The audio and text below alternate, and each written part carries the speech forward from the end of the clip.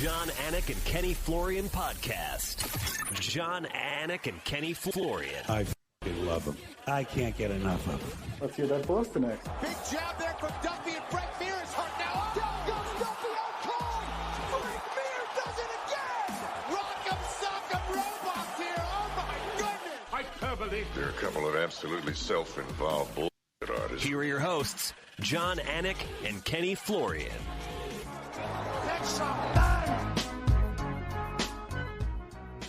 Nothing else to do with Longo this week, but vault him to the top of the program. Good to have everybody with us live right now on YouTube. It is Monday, September 9th. The year is 2024. It is episode 511 of the Anik and Florian podcast. No Ray Longo minute today. Ray Longo with us for headlines off the top of the show. Raymond, championship fight week for you. It is great to see your shiny face. How we doing? Same here, guys. Great to see you. Beautiful morning. Let's do it. All right, we are going to dive right in. Ken Flo, you know Raymond doesn't want any fluff. He wants us to get right into the mixed martial arts. So to that end, headlines brought to you by Cuervo. Now is a good time to enjoy the tequila that invented tequila. And we will get Raymond's thoughts, of course, on Sean Brady's big victory over Gilbert Burns. But in the nature of not burying the lead, Merab Dwalishvili has already descended, of course, upon Las Vegas. He has been there for some time. I'd imagine, Raymond, you are heading out there shortly to corner the Georgian against Sean O'Malley for the undisputed UFC bantamweight title fight this week. Yes, I'll be going out Wednesday, and very, very excited. Again, it's a huge thing for Merab. He's really worked his whole life for this, and I think it's just great. I watched a kid go from not being able to speak English to just killing it on Instagram or social media with all his stuff and how he interprets things and how funny he is, to getting the biggest opportunity of his life against a very, very great opponent. So it's got all the makings for huge implications.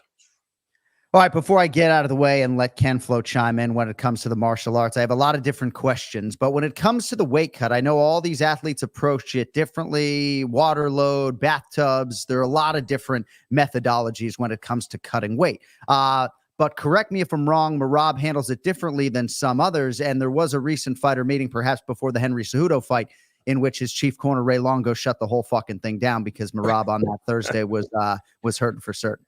Yeah, well, he listen, I don't get involved with the weight cuts. I think that's a very specific avenue of the fight. And, I let the experts do their thing. But Merab has a unique way of making weight.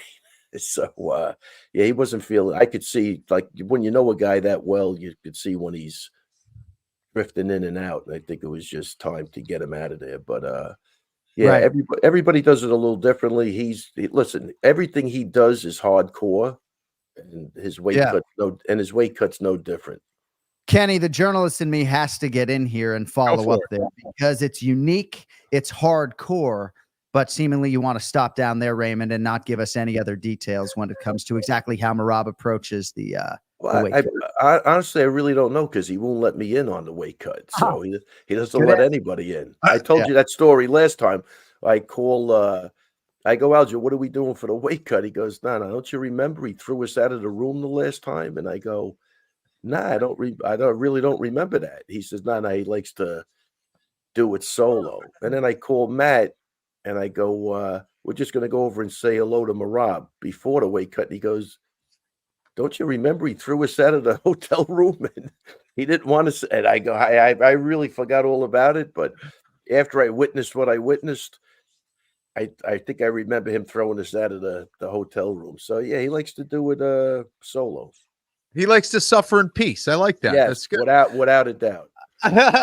So I guess what else can you tell us about, they're on fight week with Merab, because again, every fighter is different.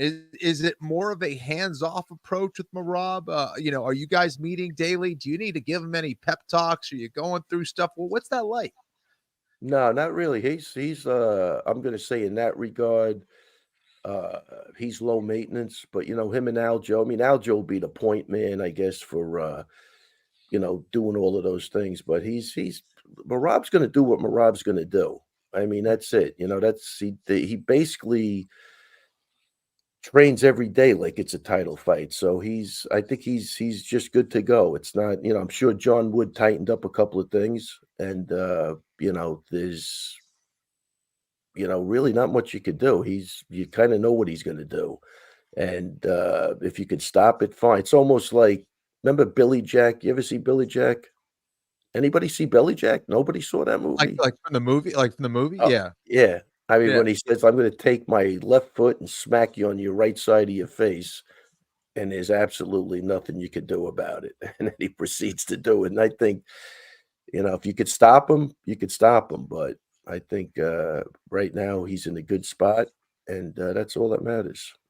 How would you compare? Oh, sorry. Go ahead. No, just a good producer does what Cody just did and populates the chat with Billy Jack, 1971, ex-Green Beret, Hapkido. Is it Hapkido, Ken Flo? Hapkido, you got it. Hapkido expert saves wild horses from being slaughtered for dog food and helps protect a desert freedom school for runaway. Thank you, Cody, for being right there.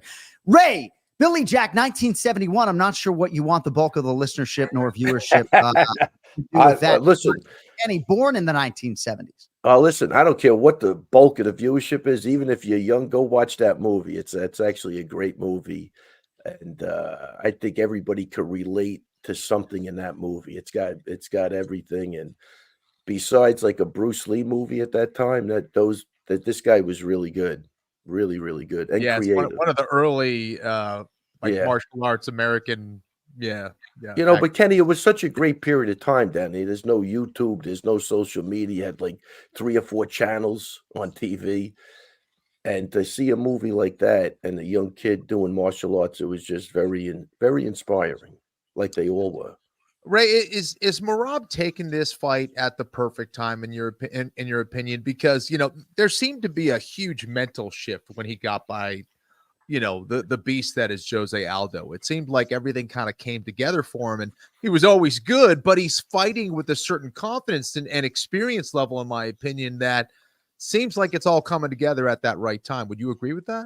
I agree 100% with that. He's got momentum on his side. He's got the confidence. He's beaten a couple of legends, and I think look, he always was confident, but I think we saw another degree of confidence, even when he picked up Cejudo and just was almost like playing with a gold medal Olympic wrestler, even though Cejudo was a little older, but he had to fight with Aljo, so he was back in the mix a little bit.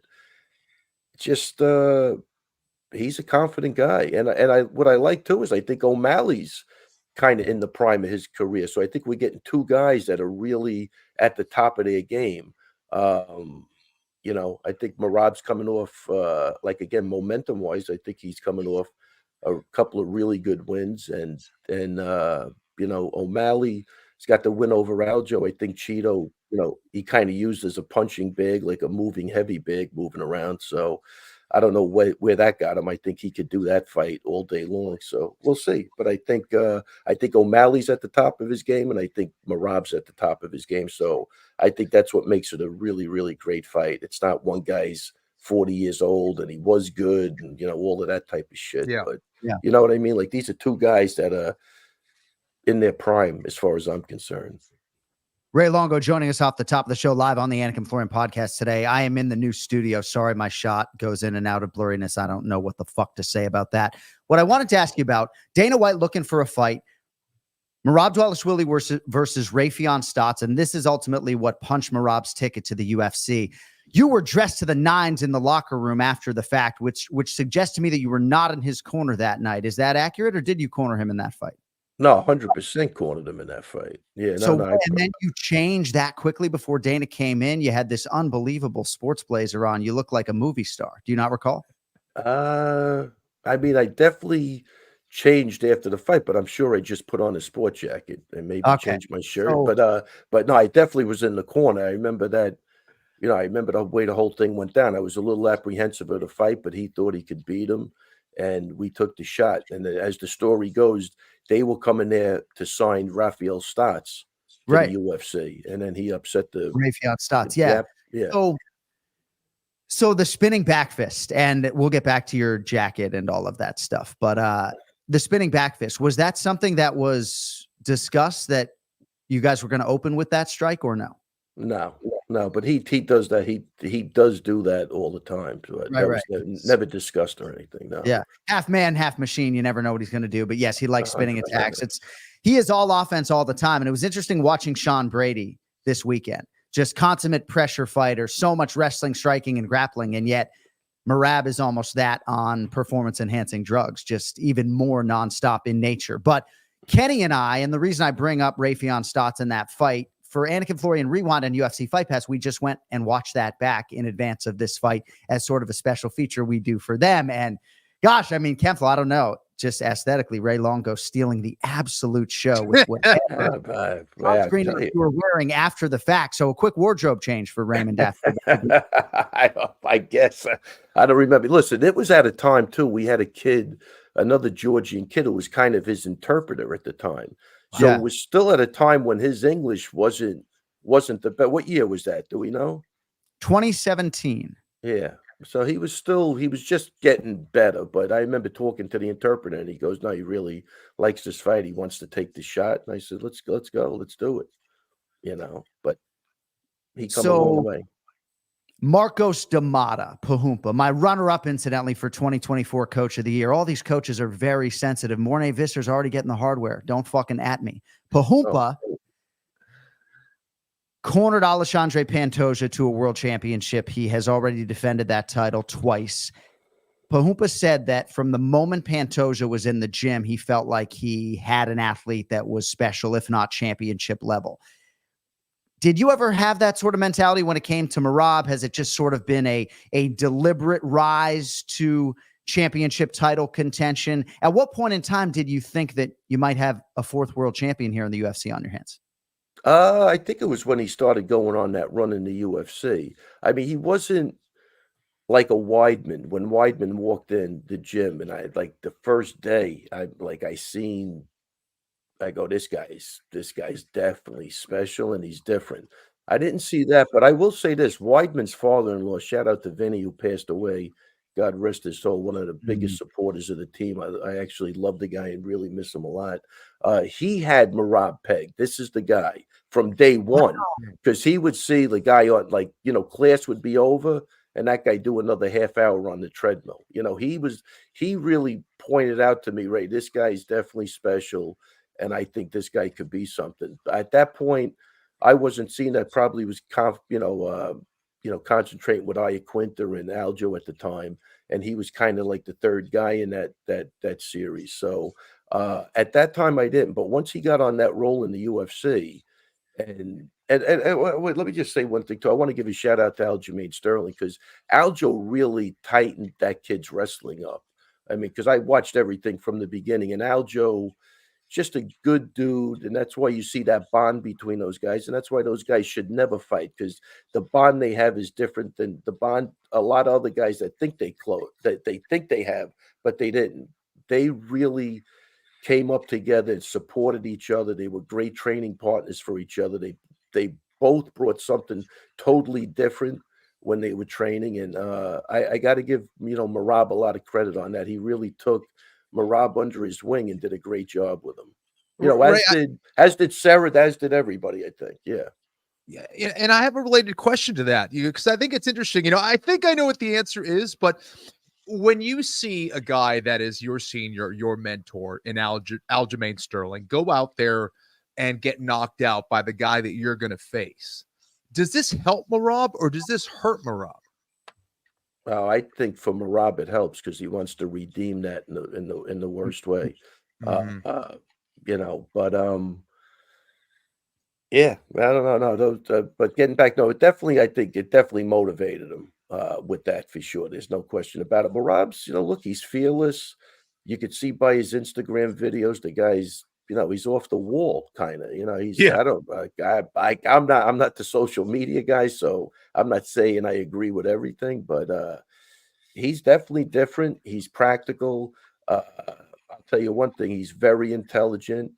I think Dana called him a dummy. He's far from a fucking dummy. I can tell you that. He's very insightful, and I think he's grateful for everything he's got coming from another country like he has. And I think that's where his drive comes from, his humble beginnings. And I think he's win, lose, or draw, this kid's going to be happy. That's special. I don't know if that makes sense or not, but I don't worry about him the way I worry about other people, like getting depressed or something happening. I think this guy's good to go regardless, because he knows how to put things in perspective. He knows what the right things are in life, and I think that's what I love about him. I got to see some of the visuals that are going to be a part of this Sphere show and broadcast, and it's absolutely incredible. And I'll share certain things over the course of this live broadcast and maybe some things later on this week. But certainly an effort is going to be made to still tell the story of this world title challenger, Merab Dvalishvili, right? But I think if you're looking for any sort of downside with one of the most, what forecast is one of the most memorable live sporting events of all time, it's that, imagine the extent to which we'd be celebrating Merab and Sean if this wasn't Noche UFC, right? So even when I think about my pay-per-view open, I can almost assuredly tell you right now, it's not going to have a ton to do with Merab, even though I'm going to make my best effort to do that. Because when you sort of talk about the gratitude and where he is in the English language, I mean, we could spend 40 minutes right now just talking about the worker within and the intellect that you mentioned and just how insightful and thoughtful he is. Yes, maybe a wayward misstep when it came to posting the cut on social media, but everything else about the social media voice and tenor is thoughtful. This is just a special human being and athlete, and I'm very excited for him and for you. And the Vinny angle is just pulling at my heartstrings, because if you don't know, Vinny, friend of the Anik and Florian podcast, who passed away. So I was actually rooting for O'Malley before you invoked Vinny's name, and now I'm rooting for you guys. So we buried Vinny with MMA gloves signed by everybody. And I don't even want to talk. I'll start bawling, but the guy was. I mean, I miss him. He was a special. That was a knockaround guy. I mean, if anybody knows what that means, that MF he was a tough little son of a bitch, man. He was, I don't know. You had certain people in the gym that were really just supporters for the right reason. And I think it brought him so much joy to see everybody do good. That's all I care about. If your heart's in the right spot, I'm behind you 100%. There was nothing attached to that guy's love of the gym. That's what it was. It was just love for everybody doing good. And, those guys are far and few in between now. And it kind of sucks as I'm getting older to lose people like that. But it is what it is. Because I ain't seeing the youth coming up like that. I could tell you that right now. They just don't make them like that anymore. Knockaround guy is the perfect moniker for him. And that's the first time I've heard that, actually. Learning a lot of new things today. Knockaround guy, Billy Jack, It must be interesting, though, for you as you get older, because every morning you look in the mirror, it's like, God, I look good, right? I mean, you must be like, what is going on here? All my friends are aging, and it's not happening to me, right? Is that what your inner monologue is when you look in the mirror?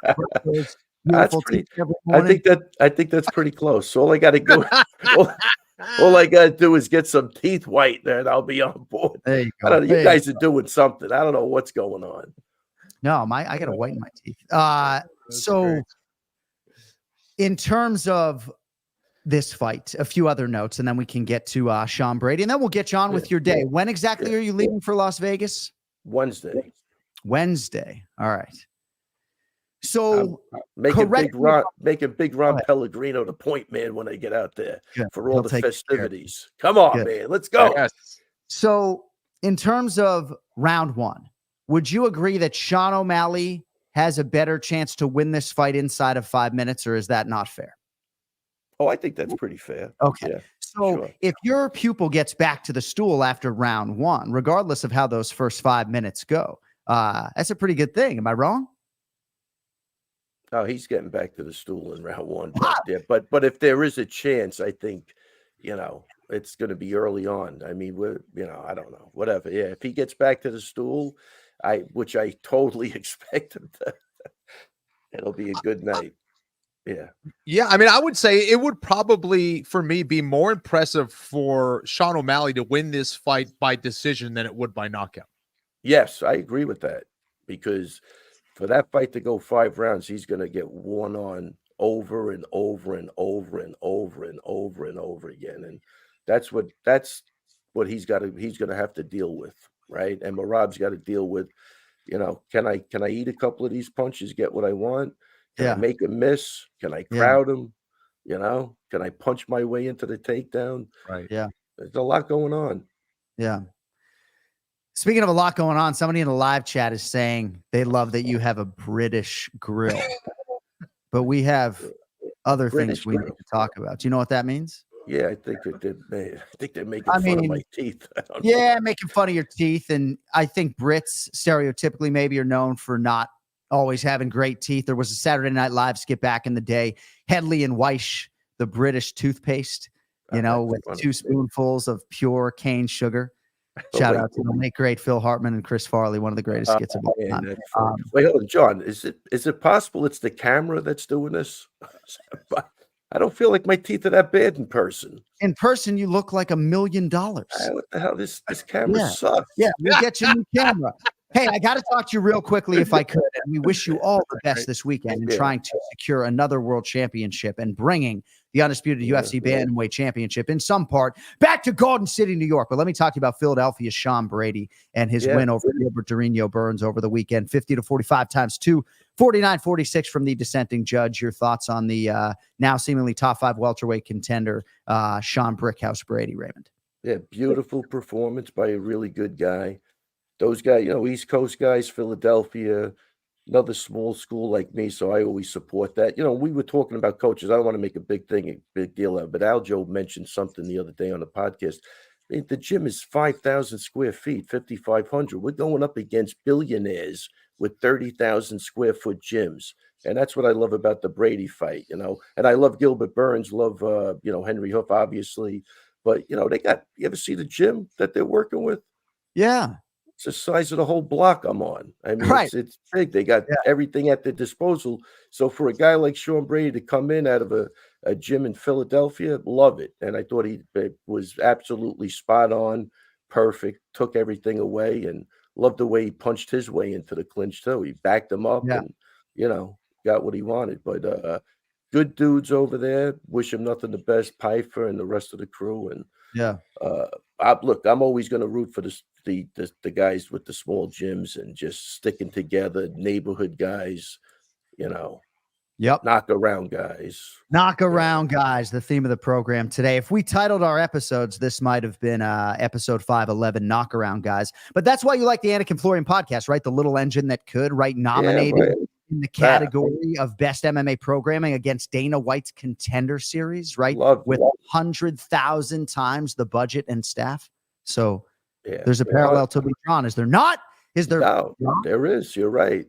I can't believe they got that shit show even in the talkings for podcast or whatever the heck. What do we represent? That's a great plug for our show. Thanks, Ray. Great. All right, I think that's it. I think that's it. Wow. No, I mean we have 6 more minutes, but we like to end on a positive note. All right, let me ask you this. Okay, one more question. So, and Ray doesn't necessarily like this framework, but if Merab Dvalishvili wins this fight and becomes the undisputed UFC Bantamweight Championship, he will have gone from 0-2 in the UFC to world champion with 11 straight wins. Wow. One thing he will have done really well in this fight is what? Avoid the counter strikes and get the takedown over and over and over again. So Dricus du Plessis sleeps like this. And if you're not watching, right, he just sleeps with his hands up by his, we talk about running backs back in the day in the NFL sleeping with a football, right, to not fumble it. And I don't know. I think if I'm Merab, right, it's like he's constantly pushing offense, right? But defensive responsibility, I think, should be on the blackboard in the locker room. Without that, look, he brought in good tall spar, people to spar with. So hopefully he's got the range down with that. Because, again, O'Malley does bring something unique, right? He's got the height, he's got the length, he knows how to use his footwork is fantastic. So it's going to be an interesting puzzle, but that's what makes the fight great. All right, well, I can't wait to give you a hug in a couple of days. I'll be there tomorrow, and wow, early, exciting. We got a lot to do. More rehearsal than I think I will do for any pay-per-view. Wow. Heretofore, theretofore. So yeah, it's going to be a lot. Look, I'm excited. That's the unknown too. Does the venue have any effect on anything? Everybody, it's new territory for everybody. You know, maybe I see myself up on the big screen. I'm just in awe of how I look, and I just fall apart. I don't know. Well, as Craig Borsari, my boss, was good man through some things, a great man, He's affable a good Craig man, that guy. He was sort of talking about Rogan in DC, and we were talking collectively about them maybe seeing some of these visuals for the first time, and it's going to effectively blow their mind. Now, I was hoping to maybe not go into Sphere until Saturday night, but I'm going to be there for rehearsal, I think at least Thursday and all day Friday. It's a massive undertaking. Dana White said, I think the budget initially was going to be 4 times the UFC pay-per-view, which would be maybe 8 or 9 million. And now it's already north of $20 million spent. And part of that, I can assure you, is to make sure that for the audience at home, this delivers, because much has been made of the fight card, and the last 3 fights are as good as it could possibly be. But maybe people were expecting, UFC 300 type stuff 1 through 10. And I think the focus maybe is on some other things and not necessarily, every single matchup being, the highest profile fighters in the world. But we're going to bring it like you've never seen before. Of that, I can assure you. So very exciting. Very, very exciting. All right, Raymond. Well, we'll see you in a couple of days. Have a great day and a better evening. Any parting shot before we let you fly? And by the way, it's just the lighting. Your teeth are fine. Don't get a complex about it. Yeah, no. I don't even want to open my mouth to anybody. People talk. I'm like this. Hey, we love you. We'll see you soon. Love you guys. I'll call you when I get down there. Let's go, Ray. Let's go, Marab. Very long minimally when I hit the fight capital of the world. And don't worry, we will get Ken Flo's thoughts on Sean Brady at some point in the not too distant future. Today's Anik and Florian podcast is presented by DraftKings. Stay tuned because you'll hear more about DraftKings and all it has to offer throughout the show. DraftKings, the crown is yours. All right, now with us on the guest line, and I knew this man would be here right on the screws. He's actually early. A true mixed martial artist, mixed martial arts pioneer, still making major contributions to the sport that he so loves. Former undisputed Strikeforce lightweight champion, commentator, analyst, podcast host, Josh the Punk Thomson is with us live. Josh, appreciate a few minutes today, brother. Great to see your handsome face. How we doing? Oh, man, it's a pleasure to be on, man. Thanks, guys, man. Kenny, miss you, man. Haven't talked to you in years, but I've been thinking about you a lot lately, man, just figuring out how you've been, what you've been up to. And it's funny because as the older guys start to trickle out like ourselves, we trickled out, we start seeing like, okay, who's still there? Who's not there? And then you kind of wonder what they're doing, how they're doing, what's been going on. And so, I had reached out to you a couple of times on some gigs that people were asking about. And I was like, hey, man, let me get you in contact with Ken Flo. And I reached out to you a couple of times. I don't know how those all worked out because I didn't follow up. But, hey, I was just thinking about you. And we had Anik on the other day. And I know we want to get you on, too. That's another conversation, but hey, man, I'm looking forward to getting some chats with you guys here. Awesome. All right. So there's so much to peel back, and I'm going to go back in time a little bit if I could. And Ken Flo can take this in any direction he wants. But your pro MMA debut was in 2001, UFC debut 2 years later, UFC 44 in 2003. So I'm sure you get asked this a lot, but for my own personal curiosity, I'm curious to know what your expectations were competitively as an athlete in terms of maybe how far you could take it. And then also monetarily, I'd imagine that was a part of it too, how much money maybe you thought you could make with this particular endeavor at that point in time. I guess, I don't know about Kenny, but for myself, I had my first fight in 97. And so, I paid $25 to fight. It was probably no more than like a smoker is what we would say, right? We didn't wear headgear. We just had the shin guards on. We had the MMA gloves on, no headgear. They didn't even care if we wore mouthpieces, and then the second one, I actually got paid. So it's just funny because I don't know, what do you consider a pro back then? I mean, I got paid $150, then I got paid my next fight 300, then I got paid 300 for a while, and then 500 came, and I felt like I was rich, man. I was a broke college kid, trying to basically fight on the weekends to make some money. So is that really when I turned pro? Is it because the websites weren't around and cameras and phones weren't around then? Like, I mean, I had probably close to 10 fights, maybe a little bit more than that. I'd say closer to 14 fights before the SureDogs and all the other MMA websites were around really covering the sport. I mean, when guys would call and say, hey, I heard you guys got a 55-pounder. I think his name is Josh. They'd call the gym. They wouldn't call their cell phones. They'd call the gym and they'd say, hey, do you have guys that can make it? We're 4 hours away, or we're in Seattle, or we're in Oregon, we're in Montana. Can you guys drive here? Because I was living in Coeur d'Alene at the time. And sure enough, we'd all drive, and that's how I became good friends with like Dennis Holman, Benji Raddick, rest in peace. And, and Misha Tate and all of them. Like, we are all kind of in the same kind of atmosphere, that we all traveled to the same venues and stuff. So I guess I could say like my real MMA pro debut was then, but I mean, I had probably close to 10 to 14 fights before then that I can't even keep track of, because then I was making $150. That was a lot of money to me, Anik. Yeah. That was a lot of money to this poor kid. So, and then it jumped to 300 and it was great. In terms of expectations, I didn't really have any. At the time, I was literally living fight to fight, paycheck to paycheck. That's really what I was doing. I had, my dad worked so much. I lived with my dad. My mom lived on the East Coast in Jersey. My brother and sister lived over there with her. And my dad worked so much so I could, play sports and travel for wrestling tournaments and soccer tournaments. And so he worked so much. If the game wasn't on a Sunday, man, he couldn't make it because he was working. So when I had time off from wrestling and soccer, man, I was fighting as many times as I could in college just so I could make some money. I was making like pretty much $300 as a prep cook and a dishwasher and a host and everything at restaurants. And I was like, why? I can make $300 a weekend. So I was fighting every weekend for $300. They said, hey, yeah, I can't afford that. I'm like, what can you afford? I'm like, because I'm just being honest, man, you never leave any money on the table, right? Like if you don't have the money, like, hey, whatever you can afford, but you got to pay me when I get there, because I'm going to fight. And so I had deals with a lot of local promotions. Like, you call me, 300 is my base. But if we're having a problem here, like, hey, I'll take 250 if you need. So I was doing whatever I could to make the money. That's wild, man. Yeah, I got paid for my first fight. It's like technically must have been nice. It was technically an amateur fight. It doesn't count on my pro record somehow, but I don't want to brag. I was like Scrooge McDuck, dude. I made $1,000 for my first fight. So I was just killing the game at $1,000 my first fight. Just rich as hell. Yeah. So dude, so what brought you to AKA? So how'd you go from going fight to fight to then going out to one of the best gyms in the world at the time? It's funny. I was born and raised in San Jose.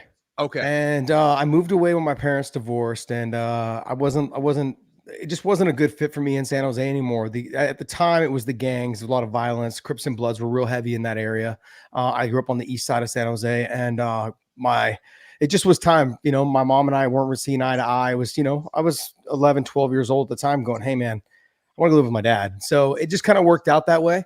My dad then, shortly after, his father had moved up to Coeur d'Alene to retire, and he had passed shortly after he had moved there.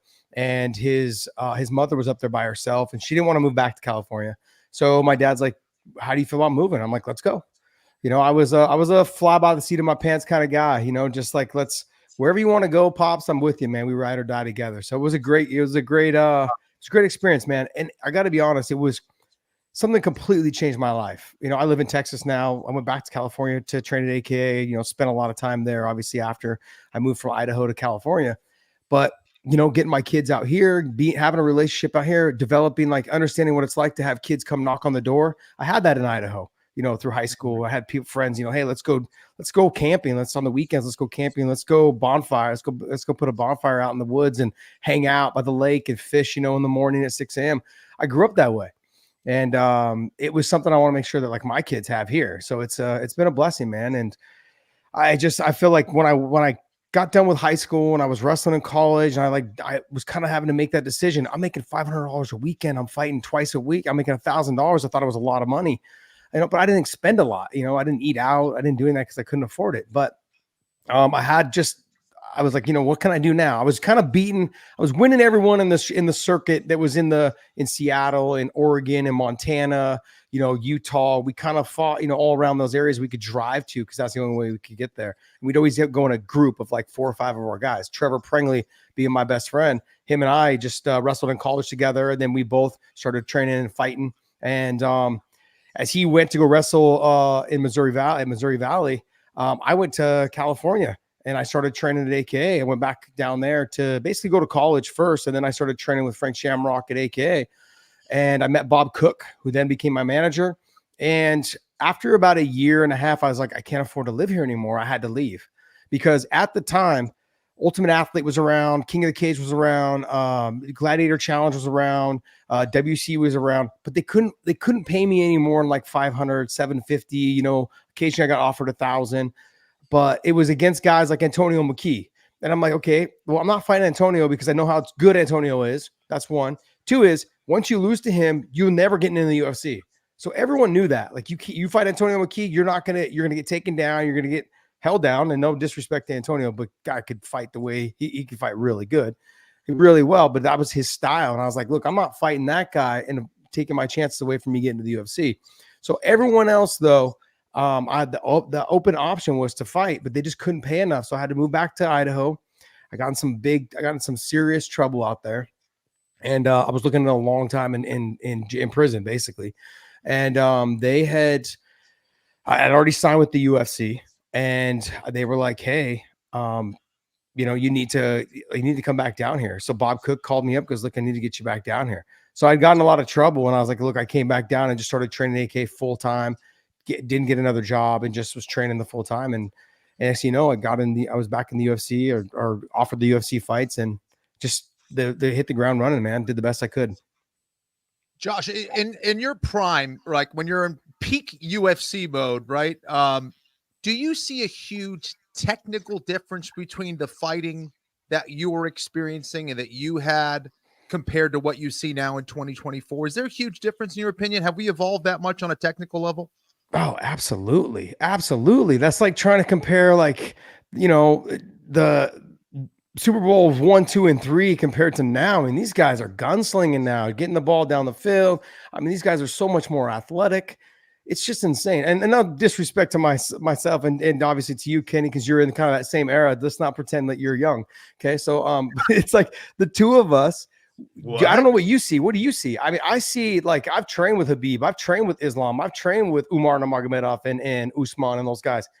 Their athleticism, their relentless to stay in shape and just be well, my question is more on a technical level. I think there's way better athletes. There's no question about that. But on a technical level is when we're talking about, like, technique for technique. Are the guys significantly better? Are we seeing different stuff than we did back then, you think?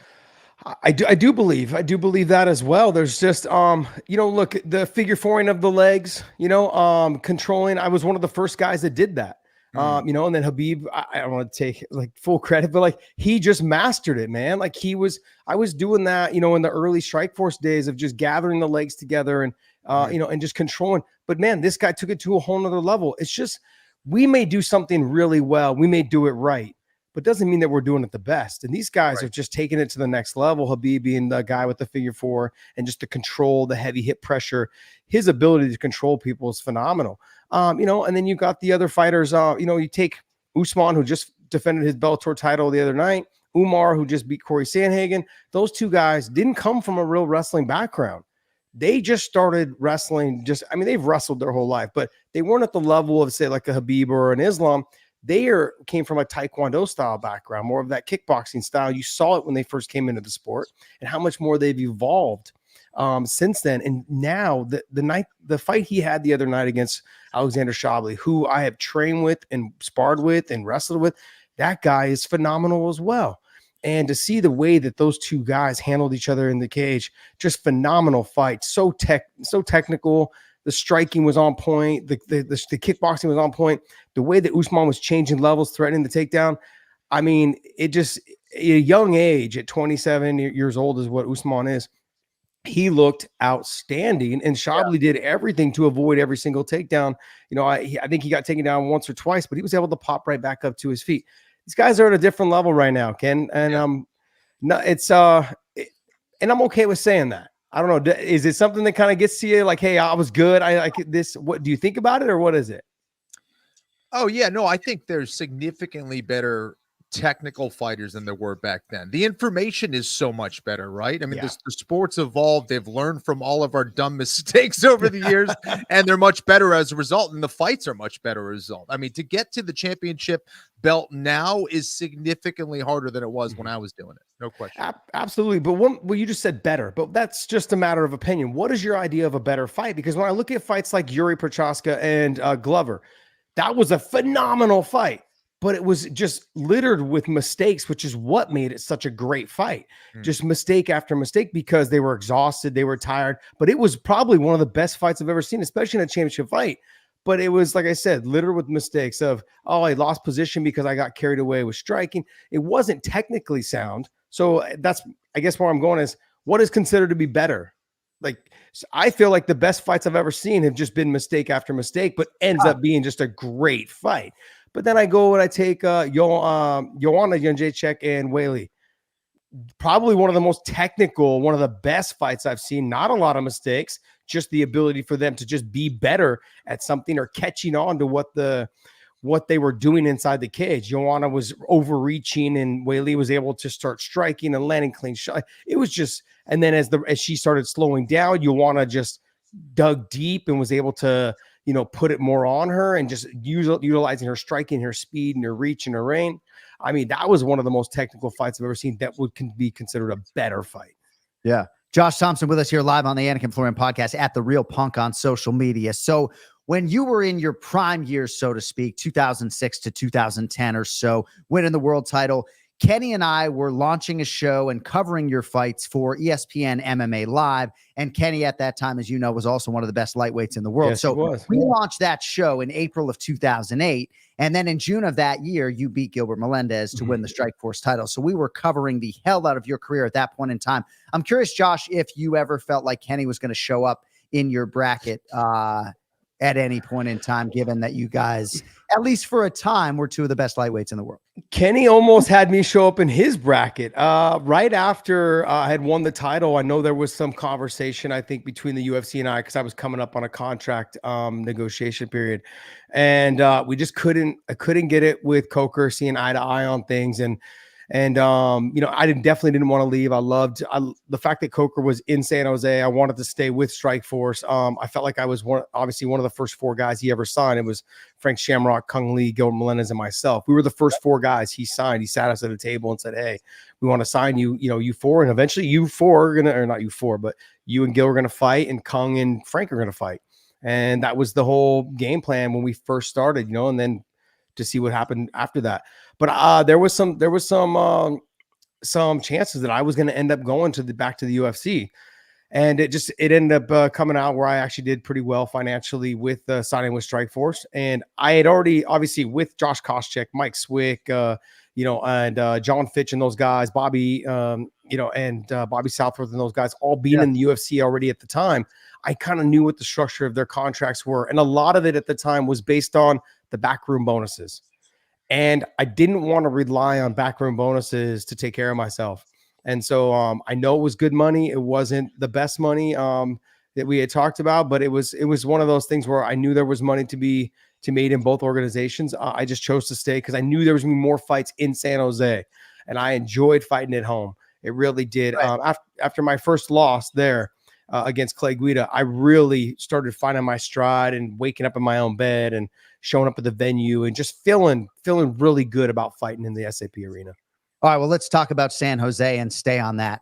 I want to go back to your 420 win over Nathan Diaz. So if you don't know the story, April 20th, 2013, you're beginning your second UFC stint, and you do so with about as many style points as you can produce. I mean, I think seeing your body after the win sort of flail around the octagon in victory celebration is a visual that has been seen by me myriad times. It has been repurposed a lot. So I don't know what the best night of your career was. I'd imagine it's getting belted with a world championship. But that night, April 20th, 2013, returning to the UFC had to be right up there and pretty damn special.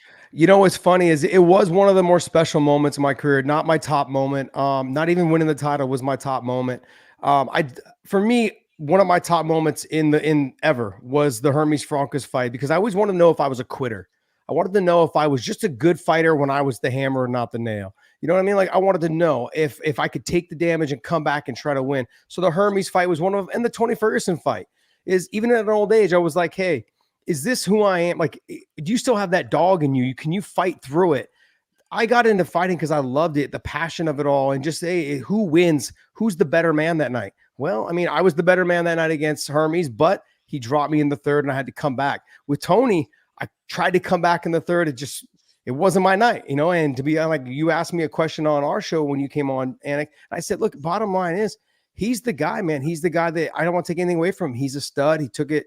He beat me that night. I can't make any changes. John and I were talking about it as well. He's an amazing fighter. But yeah, I think in terms of San Jose, 420, Nate Diaz, for me, the most exciting part of that night was the fact that forever, every time he lights a blunt on 420, he'll have to think about me. That's right. it. That's the only thing that I really thought about on that night. I was like, it was supposed to be his night. Everyone kept saying, "Oh, for sure, he's gonna beat you." I didn't even think about the fact that he had never been like finished by strikes or any of that stuff. I didn't think about any of that. That didn't come to my mind. The whole night I was just thinking, every time on 420, when it rolls around, when that date rolls around, okay, and he goes to spark one, he's gonna be like, man, this is the night I lost to Josh. That's the only thing.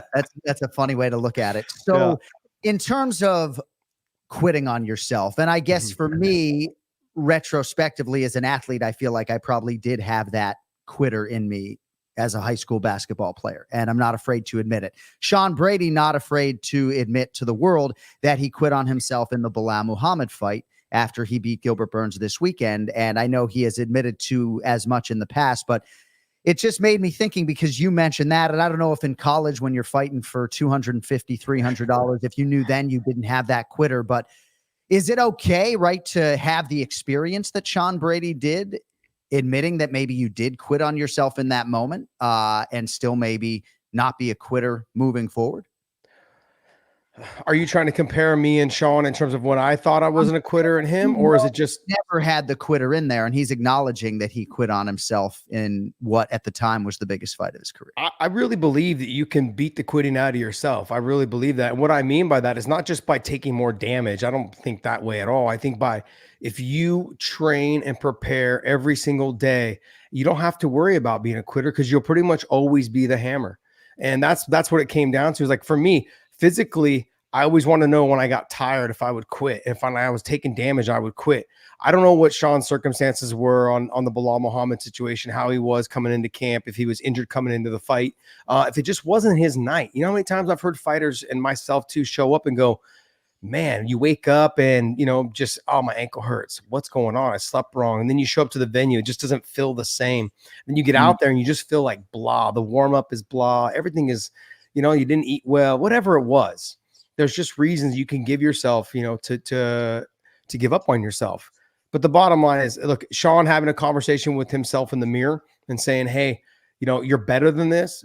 That's the first step in the right direction. And we've had Sean on our podcast on Weighing In, and he is an outstanding human being. One of my probably all-time favorites to actually sit down and have a conversation with. And the reason why we got him on our show was he called me out one day and was like, hey, because I said, hey, your cardio looks a little suspect. What are you talking about?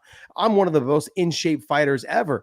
And then he had the Bilal fight, and I was like, you looked a little tired. And so, but he made those adjustments. And that's really what it comes down to. I've learned so much more, and I know it's cliche to say this. I've learned so much more from my losses. What did you do that was wrong? The Clay Guida fight.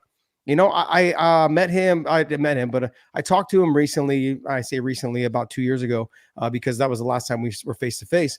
And I said, you know what, man, I owe you a lot. And he's like, what do you mean? He's like, I thought you hated me. I was like, yeah, I did kind of hate you for a bit, because you had hair gel in your hair and you were slippery, and it's pissed me off because I felt like you were cheating on purpose. And he's like, I just always had, I was like, yeah, you don't got to explain that. Okay. It's just. But I owed him a lot, because he let me know that I couldn't take anyone for granted. I couldn't take anybody in my conditioning, my cardio. I remember in that camp, I going, I only got to do 30 minutes today. No. You still got to do the 45. Yeah. I don't got to do sprints that day. It's Saturday. I'm going to rest today and tomorrow. And no, you got to do it all. I had to thank him, because I made my title run after that loss. And it was because of him, because I didn't like losing to someone who I didn't feel was on my level. And I learned a lot from those. And so Sean's learned a lot, I think, from that fight with Bilal. And now the fact that Bilal is the champion at welterweight and I got to be honest, made it look easy. It lets Sean know, like, hey, it could have been me, but I didn't do whatever it was, or I had a bad night, whatever it is. But that quit now, I don't think it's going to be there anymore for him. And he can train it out of him if he needs to. Yeah, no, I think that's well put. And still a lesson to be learned from this fight against Gilbert Burns, because there's levels still that he can get to cardiovascularly. He said on a hot mic after this fight, 5 rounds in here different than in the gym. And if he was rating his own cardio at the end of this fight and wants it to be a 10, maybe it was an 8. All right, before we let you go, I just want to ask you, I'd imagine overall level of satisfaction with your career, Josh, is pretty high, right? As I go through it, third and final meeting with Gilbert Melendez, May of 2012, on the wrong side of a split decision there. There was the Benson Henderson fight. Many people thought you won that fight. You were supposed to fight Anthony Pettis in a matchup that you probably loved and what was going to be a huge fight. Overall, I mean, you got the major world championship. You're more handsome than any other man in this room. You have commentating gigs. I'd imagine you're at a pretty good place overall with your body of work on paper and how you've sort of transitioned into this next phase of life. Actually, I really am. But there's one thing I wanted to I'll leave you with this based on what you're talking about and wrapping this up, is that there was a kid that I think he was dying from cancer. And I think I've told this story on our show a couple of times. And I said, he was laying there and he was about to pass, and he just grabbed his mother and he pulled her in. He's like, it's all so easy. It's all so simple. He said, it's all so simple. And this kid's 10, 11 years old when he's about to pass from cancer. And then he obviously passes. I look at my career, man. I had so much fun. I was so happy with everything that I did. Of course, I could have done it. I could have made it way better by taking things a little bit more serious. But man, it was so simple. I loved going to the gym every day. I loved being around the guys. Even the guys I hated, I look back at them now and I'm like, man, it was so fun to be in the gym with you, because you drove me to be better, because you would talk trash every time I got beaten sparring by somebody. You know what I mean? Like they drove me to be better. I mean, like, I don't know. There's just, I look at my career and I had the traveling from place to place with a group of guys in the car so we could all make $300. That was fun. I mean, I remember showing up and the guy's like, yeah, I got a hotel for you. We show up and he's like, yeah, the campsite's right there. So we had to camp in our cars and fight the next day. So we went to the campsite and he booked us a campsite. I mean, those are all experiences you would never get if I didn't live this life. I would just been living in college, doing whatever, and who knows where I would have ended up after, with the degree I probably never would have used, and would have probably joined the military, because I had inspiration. I had kind of thought about joining the military, and being in the Air Force and trying to fly planes or helicopters. I thought about that. That was a serious thing, especially my first stint in the UFC when I was 25, 26 years old. I was like, if this doesn't work out, man, just join the military. Like I love working out. I love being part of this. I think having a family in the military would have been great. But overall, look, I experienced it all. I went where I felt like I would be appreciated the most. I fought in Pride. I fought in Dream. I fought in Japan. I was the co-main event on New Year's Eve. I can't wrap up my career any better, man. I fought in Bellator, fought in Strikeforce, became a world champion. I'm blessed. Yeah, that's all I can say. That's all I can say, man. I'm blessed. You absolutely are. And I'm checking out your show on the weekly, weighing in with Big John McCarthy. If you want to track this man's every move, and why would you not, at The Real Punk, Josh Thomson, we appreciate the time, my man. And don't be a stranger. Maybe we'll do it again in the not too distant future. But keep up the great work. Congrats on a great career. And we'll be tracking you, buddy. Thanks for the time. I appreciate the time. And Kenny, we got to get you on. So I'm going to get your number from Anik here. I'm down, dude. Let's do it. All right, but I can't wait, man. I'm looking forward to it, brother. All right, guys. Thanks for having me on, man. I appreciate the time. Appreciate you, brother. Yep. Yeah, we got to get Ken Flo and Josh Thomson together. That man wants your cellular telephone. And I don't give out Joe Rogan's cell phone number a lot. I don't give out Kenny Florian's cell phone number a lot. But I think I have permission to give it to Josh Thomson. Was he ever on your radar, Kenny, as a possible opponent? Dude, for sure. Listen, I was watching all of MMA when I was coming up just to learn and to see who could be a potential opponent. I was pretty hyper vigilant in that way. So, yeah, I wanted to make sure my skills were going to be up to par to beat guys like Josh Thomson, because he was definitely elite back in the day. No question. All right. Thanks to Josh Thomson for joining us. And you can check out his podcast with Big John McCarthy, Weighing In. We will get back to the mixed martial arts conversation in about 60 seconds. But you know the terminology. Perhaps you don't. TD, tutty, taking it to the house, whatever you call a touchdown. They matter more at DraftKings Sportsbook, an official sportsbook partner of the NFL. If you're ready to place your first bet, why not try betting on something simple like picking a player to score a touchdown? So week 1 nearly in the can. A lot of ways to attack the board in week 2. I'll be playing the Thursday nighter between the Bills and the Dolphins. Buffalo getting 1 point at Miami right now. And I think we might see some big plays, big touchdowns in that one. If you are primed to do a touchdown dance of your own, score big with DraftKings Sportsbook, the best place to bet touchdowns. Download the DraftKings Sportsbook app and use code AFPOD.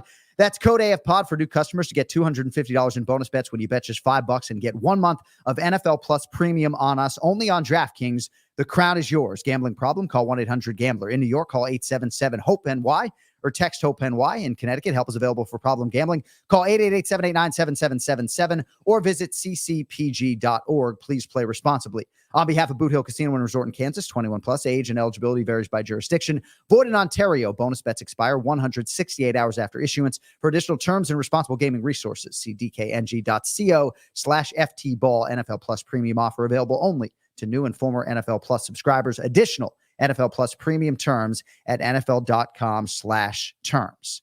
Just download the DraftKings Sportsbook app, promo code AFPOD.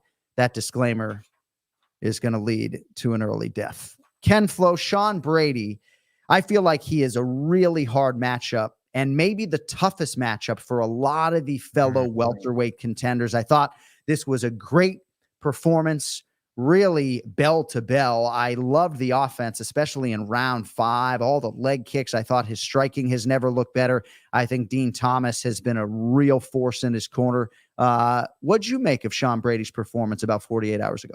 I think we answered a lot of questions. For me, it was, can he, be better than the experience of Gilbert Burns? And the answer was yes. I think he looked fresher on the feet. I think he was able to be very successful in rounds 4 and 5, which were going to be some question marks. I think that, he just stayed strong throughout the fight. And any issues, any adversity that he did experience in that fight against Burns, he was able to come back from.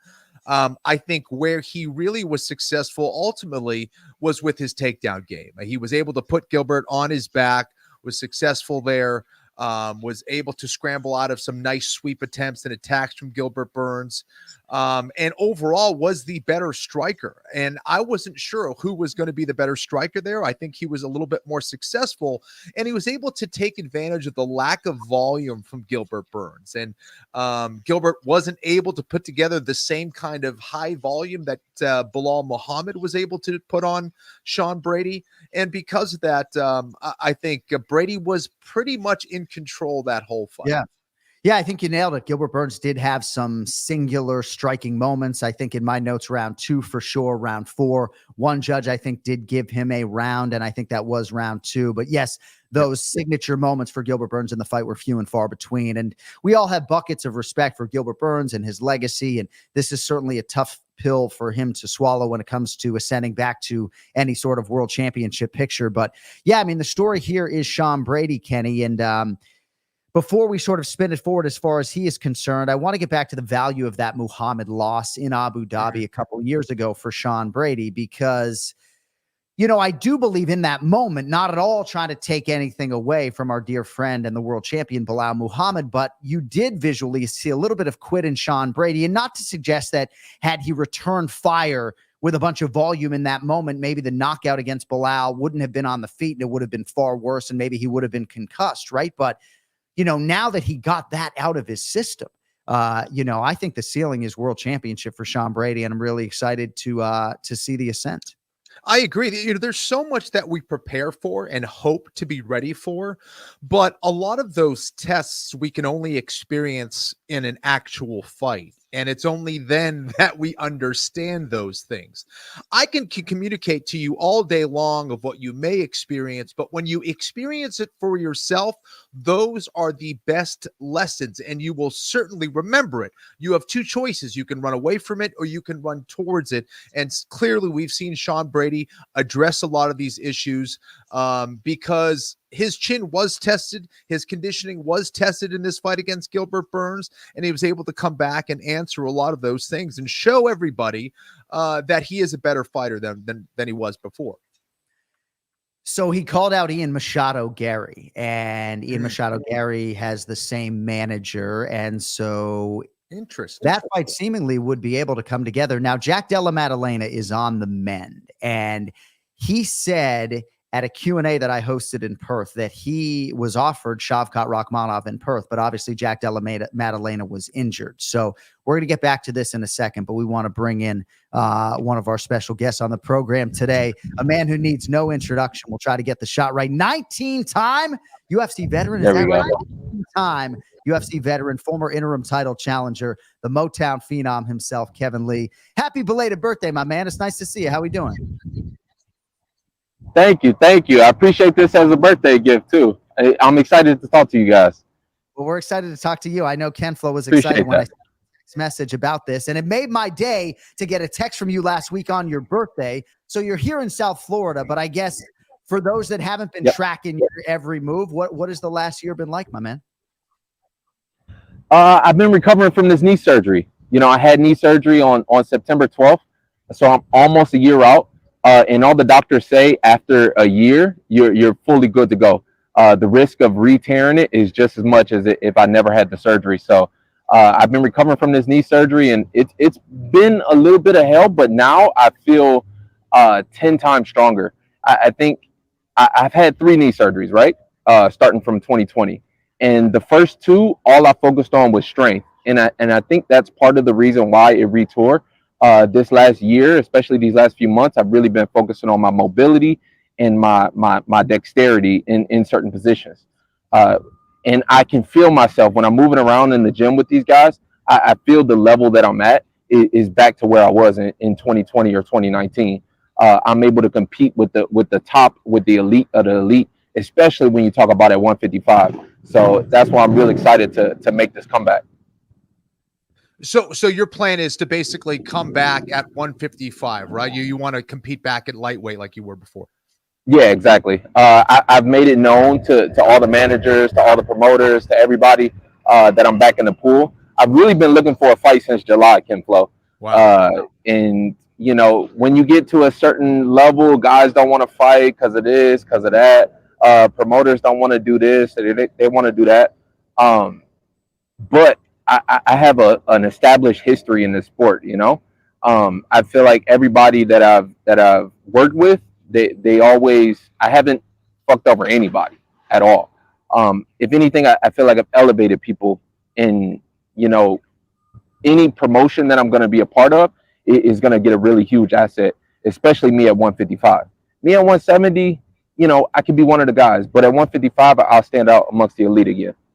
Kevin, so where are you training right now, and what's your timeline looking for your next fight? Yeah, I'm in Kill Cliff FC, and honestly, I'm ready for whatever happens. I'll tell you something. There was a guy that pulled out of one championship last week. He was getting ready to fight in Denver. I got the call on Tuesday that they needed somebody to fill in for the lightweight. I made a call to Chatri, and I told him I'm ready. You know, we were in negotiations. They were wanting to put me in, but they didn't want to go with it. I said that I was ready.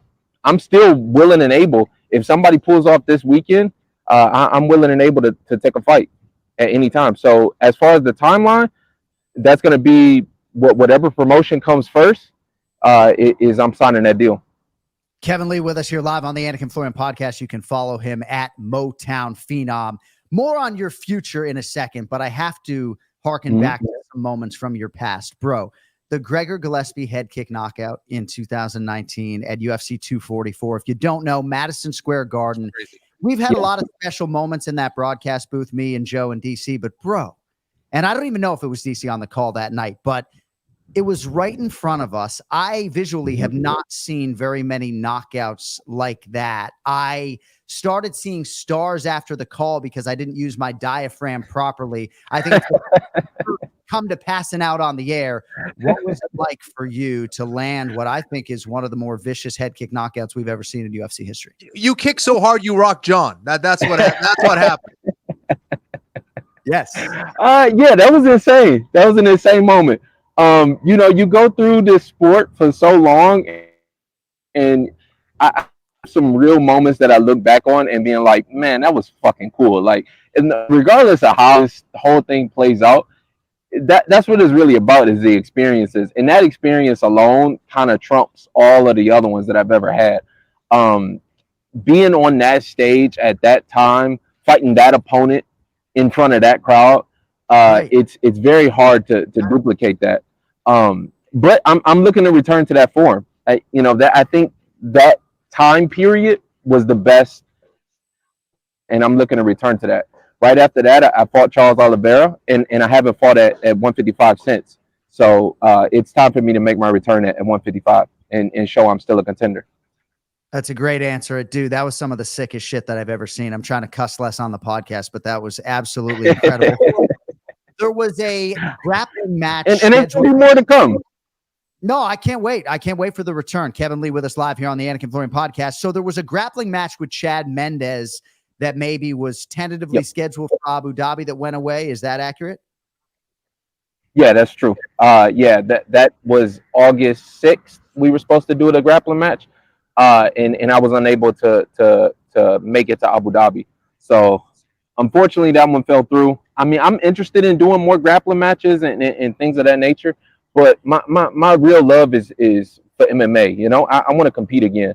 And just to show you how serious I am, I even told Sean Shelby that I'm willing to go on Dana White's Contender Series again to show how serious I am about competing at a high level.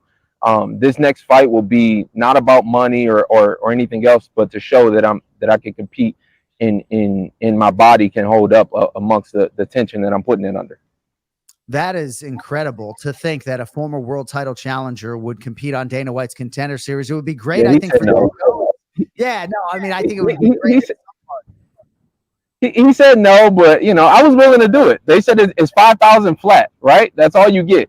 And for $5,000, we're losing money. But I'm still willing to do it. That's really cool. No, but it's good to know that your relationship with the UFC is still intact. And it seems like from afar, you've always had a pretty good relationship with Sean and with Hunter Campbell. And that's what allowed you to have that second UFC stint. So selfishly, I think for me that I hope it is in the UFC. In terms of what your corner would look like, I know you're at Killcliff FC, Deerfield Beach, Florida. It's hard to do much better than that. But who are the primary coaches and bodies that you have been working with, and who is going to be that chief corner whenever you're back in the fold? I'm always going to have Dewey Cooper in my corner. You know, he was with me from the very onset of my career, and I told him, I think this was maybe 2015. I said, I'll never fight without you in my corner. So even though I'm not training with him on a day-to-day basis, Dewey Cooper will still be there. Obviously, Henry Hoof is massive. He's a great mind for the sport. And then we got Greg Jones, who's one of the biggest and best wrestlers in the world, and he's really reignited my wrestling. I think, and again, especially at 155, the top wrestler is usually the one that's winning. I'm looking at guys like Armin. He's a great wrestler in his own right, but I think I can definitely go out there and compete at that level with those same level of grapplers, especially with Greg Jones in my corner. We got a couple more minutes here with Kevin Lee on the Anik and Florian podcast. So there was a fight against Rinat Fakhretdinov last July. 10 days later, you announced your retirement from MMA, and you said there's more to life than fighting. You're not the first fighter, obviously, to step away for a time. So I'm curious where your mentality is relative to that point in time, because honestly, you sound phenomenal today. Yeah, some of that was fake news. You know, I never really retired. You know, that's just the feeling in the moment. And I think Ken Flo can kind of relate to this a little bit. You know, when you step up and you fight a guy that was a former middleweight, right? Undefeated in the UFC. And I took it on one leg. My ACL was torn to shreds going into that fight. Afterwards, I was a little bit bitter, and even walking out of the cage, I was like, man, I'm not doing this again. Like, there's no way. And it was mostly because of the surgery, and it was mostly because of the recovery. And I've had these surgeries before, so I knew that long road was ahead of me. But after a few months and after a little bit of rehab, that fire is still going. And this is the thing that I love the most. You know, my brother has gotten massively famous and all of this stuff. And I think even me, like I feel more famous now than before, if that sounds kind of crazy. People come up to me more now on a regular basis than they ever did, even at the peak of my UFC career. And he asked me, he's like, what are you doing it for? And it's obvious I'm not doing it just for the money. There's a lot more for me to learn about myself in this sport. And that's the level that I want to get to. I just want to fight. Tell people how serious I am about fighting again, and how dedicated that I am willing to put myself in for this sport. Well, dude, you're an asset to the sport. You've articulated yourself really well today. And I love sort of what you led with in terms of just being a soldier for all these promoters, wherever you have been throughout your career. I hope it's the UFC, my man. Obviously, we've been tracking Keith and everything. I hope it's the UFC too. Yeah, I hope so, man. Sorry, I didn't mean to cut you off, but I hope it's the UFC too. They need a little bit of injection back into the lightweight division. I'm not saying that Trevor Peek sucks, right? I'm not saying that. I'm not saying that Trevor Peek sucks. I'm not saying that Jordan Leavitt sucks. I'm saying that the guys that they beat aren't very good. Ken Flo took on Jose Aldo, the Scarface, and you got this guy in there throwing standing hammer fist, and it's like, what the fuck are we doing? What the fuck is going on? Is this where I'm not allowed back in? I got to sit on the sidelines and watch this shit. I've got 20 UFC fights. Come on, what are we doing here? We throwing standing hammer fist now? I just hope, again, I hope that it's back in the UFC. I'm right along with you. Dude, bro, you absolutely deserve to be in the UFC. And I'll be honest with you, when I text Ken Flo about fighters coming on the show, he doesn't get very excited all the time. And he got really excited to hear what you were up to. And you absolutely are not only UFC level, but I have no doubt that if you get back into the fold, you can realize greatness again and at least get back into that top 15 at 155. And then who knows, my man, you got the name, you got the following, and sounds like you got the determination to get back there. So you'll always have a spot here. He's the Motown phenom, Kevin Lee. We appreciate the time, man. Don't be a stranger, and we'll see you soon, man. Train hard, train safe. I'm going to get back into this gym, finish my workout. See you, Kevin. All right. Thanks, boys. The Motown phenom, Kevin Lee, live from Killcliff FC today here on the Anik and Florian podcast. So, he's a good dude, and hopefully it is back in the UFC for Kevin Lee. And when I think about that moment against Gregor Gillespie, and he answered the question beautifully, when you think about that venue, that opponent, that time in his career, that's it, man. Doesn't get a whole lot better than that. I think for every UFC fighter, for every mixed martial arts athlete to have one moment like that where you turn another elite contender into frozen pizza on the grandest stage in the sport, doesn't get any better. Absolutely. Kevin's always been a charismatic guy, and I actually really didn't know about how bad his knee really was, and to hear that he's on the mend and getting better and wants back in, that's pretty cool, man. I hope he gets his shot. All right, so our great executive producer, Cody Merrow, has found the footage of that Kevin Lee knockout and my reaction. Vitor Belfort mess with, oh my gosh. Yeah. Yeah. Yeah. Oh, my goodness.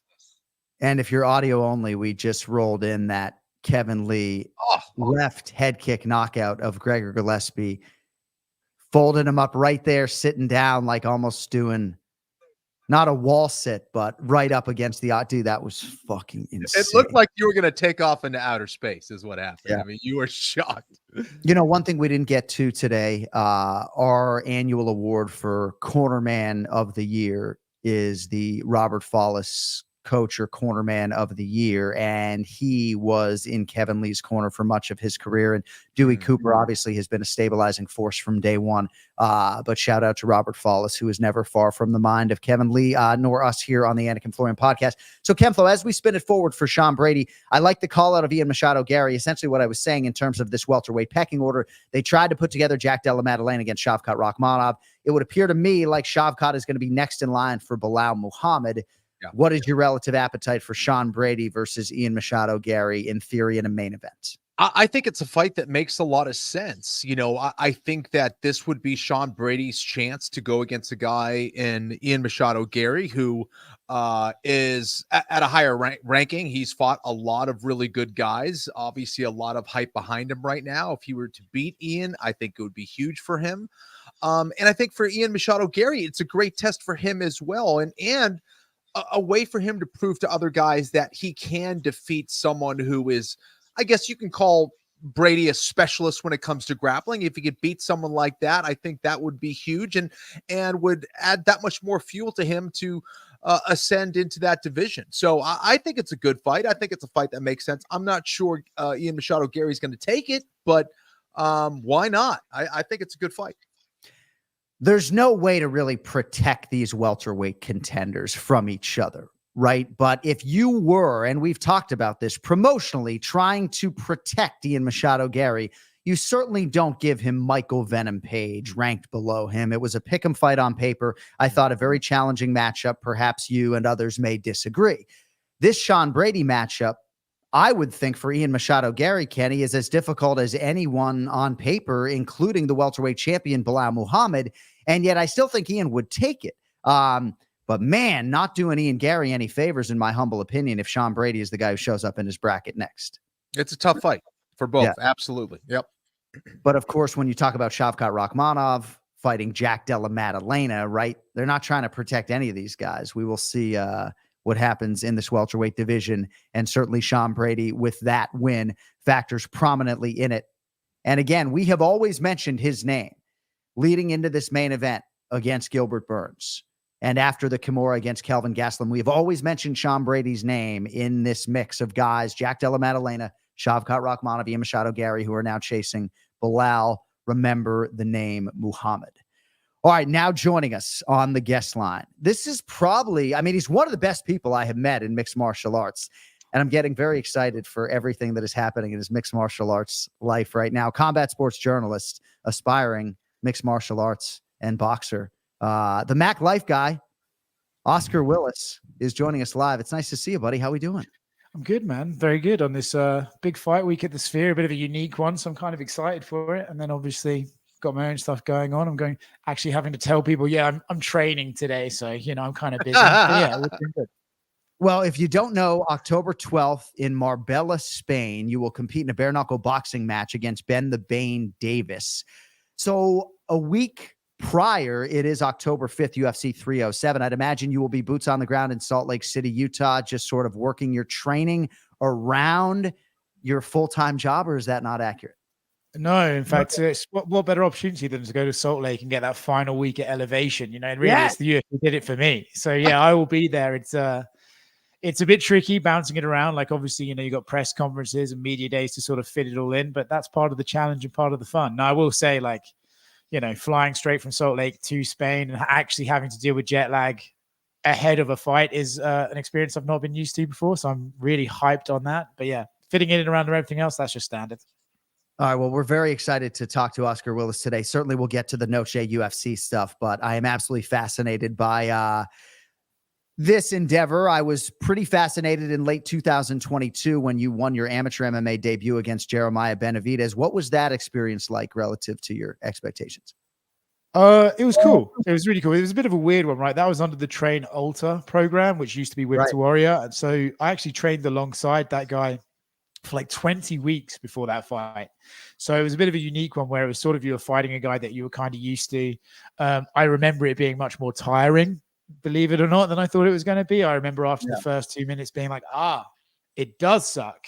But being able to sort of power through that. And, I also got heavily concussed in the first round, but we came back swinging and winning. So I'll take that. It was a great experience, to be honest. I did say as I left the cage that I would never, ever do it again.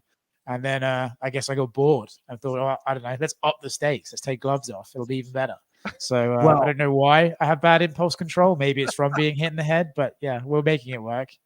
Well, I can say as somebody who has watched you work for the last however many years, you have so much respect from these athletes and this roster. And a lot of that respect predated you actually competed. And I think that only heightens how much everybody in the sport respects you. But yeah, now it's going to be no gloves, a bullfighting arena. And I would think you're the betting favorite here. So how are we going to take care of business on October 12th? And I guess, how did this whole thing come together, you sick fuck?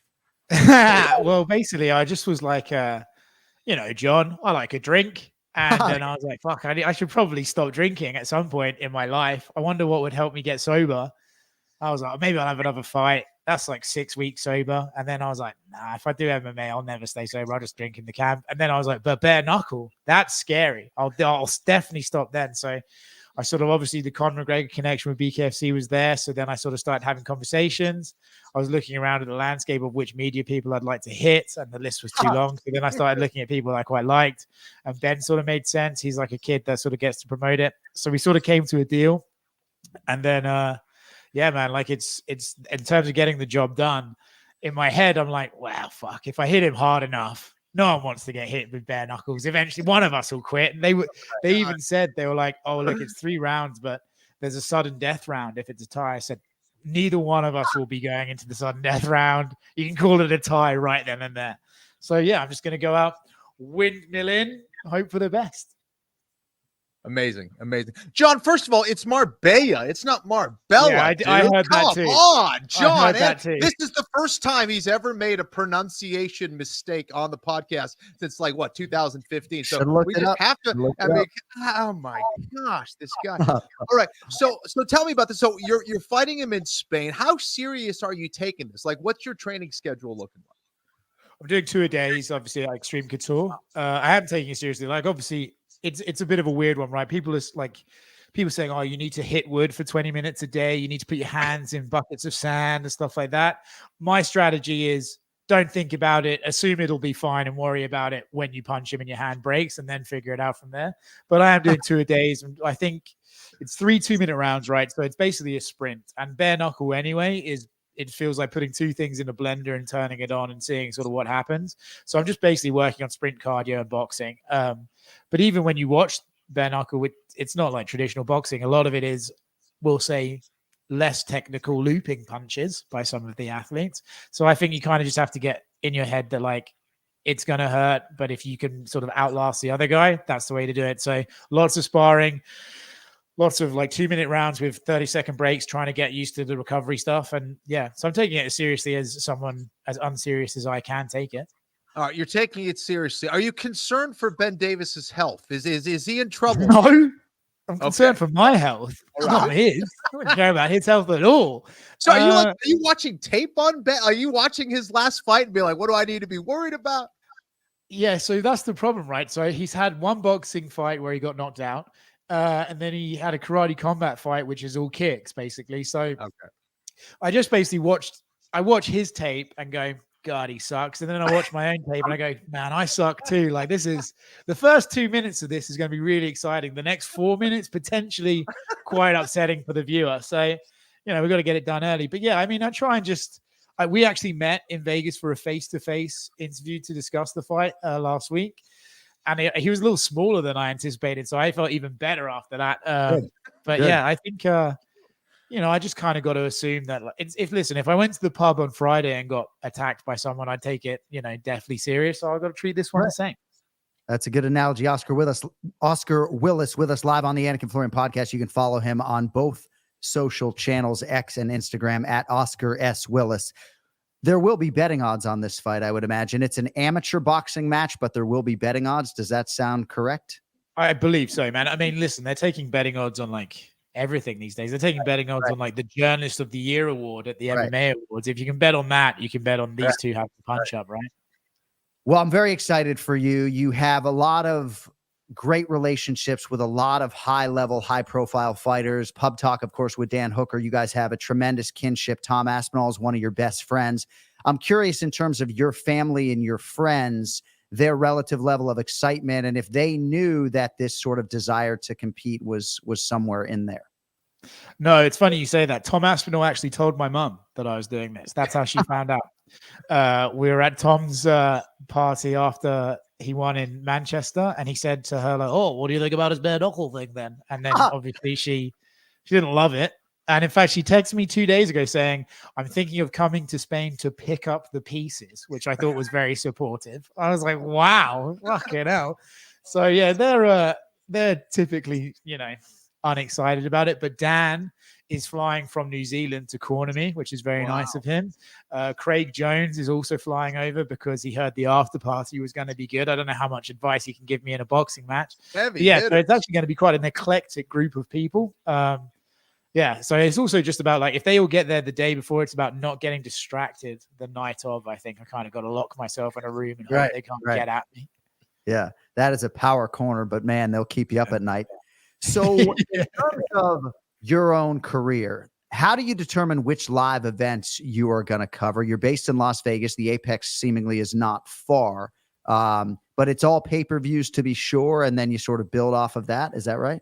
Well, sort of pay-per-views are a guarantee. Like when there's a pay-per-view, I'll be there. And then I try and do as much as I can, right? If you know, you kind of got a lot that this is a bit, people don't really like this, but you got to look at the dollars and cents of the industry, right? Like if it's a certain headline that I would have to fly to Moncton to go cover and it wouldn't sort of get us the ad revenue back, you kind of got to look at that and sort of think twice. But with and then also, as you're well aware, John, you know, the schedule is so relentless that I feel like if you go and attend every single thing because you feel obligated to do so, you're going to get burnout a lot more. So with all the best will in the world, there are some of those Apex shows that even though it's 5 minutes down the road, I'm going to give myself the night off for that one. You know what I mean?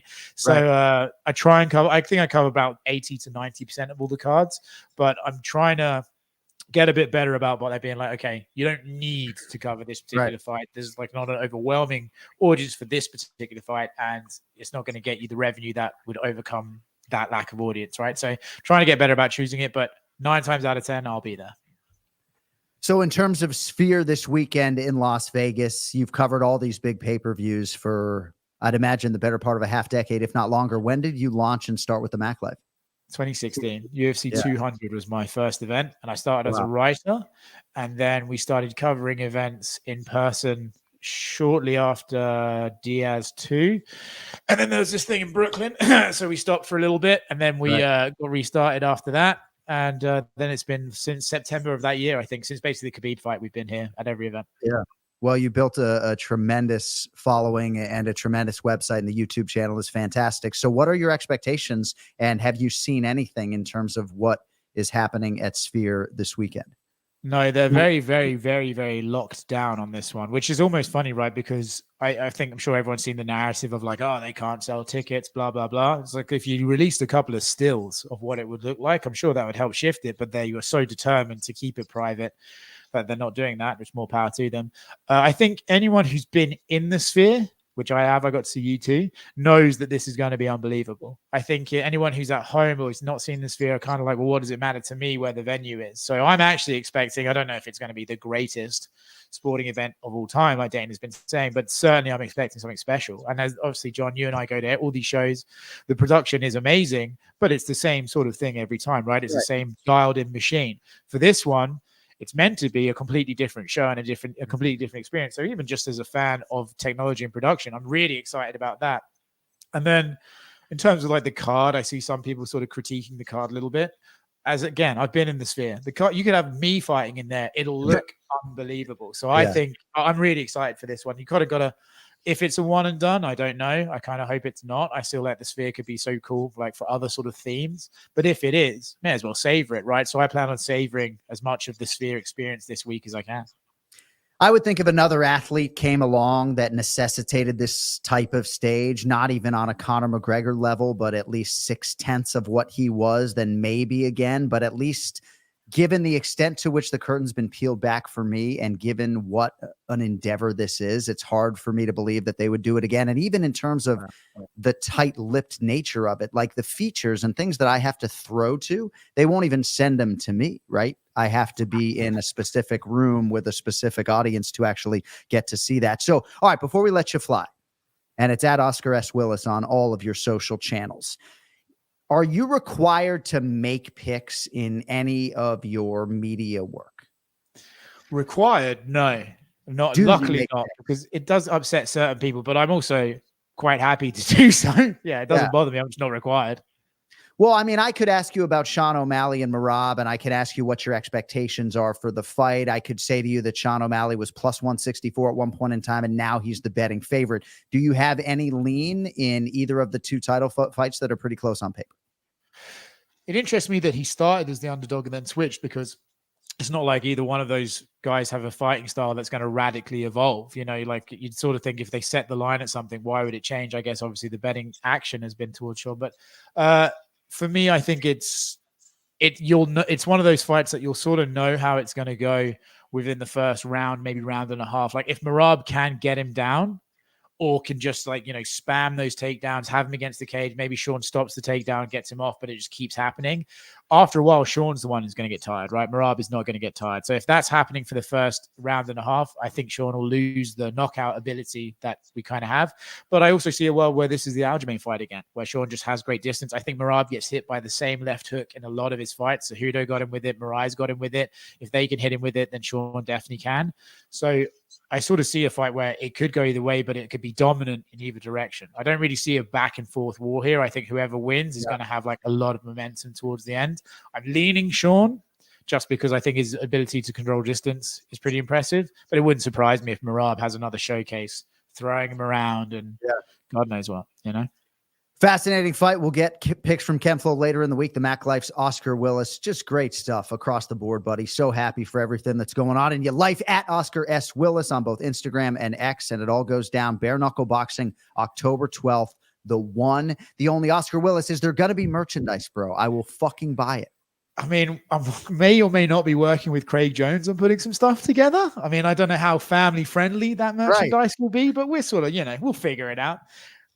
Dude, I just need your face on a shirt that says the one, the only, or Team Willis. Dude, I'm a simple man. I'll make my own if it's not clean. But with respect, I tell you what, just for you, I will create some stuff. Maybe I'll get it to you this week. It could be like 30 more sleeps or something. I think that's about where we're at for this fight. All right. Well, hey, I like Ben Davis. He's a friend of mine. But I've made it clear my allegiance is with Team Willis on October 12th. There it is.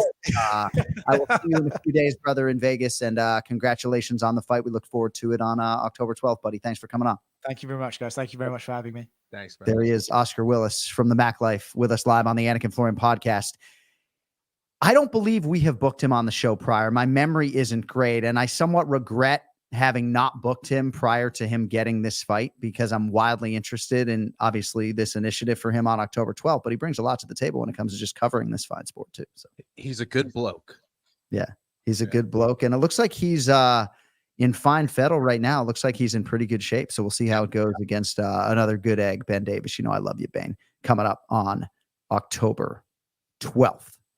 All right, we're going to bang on out of here. Thanks to everybody for indulging us live. Thanks to our guests, Ray Longo, Josh Thomson, Kevin Lee, Oscar Willis.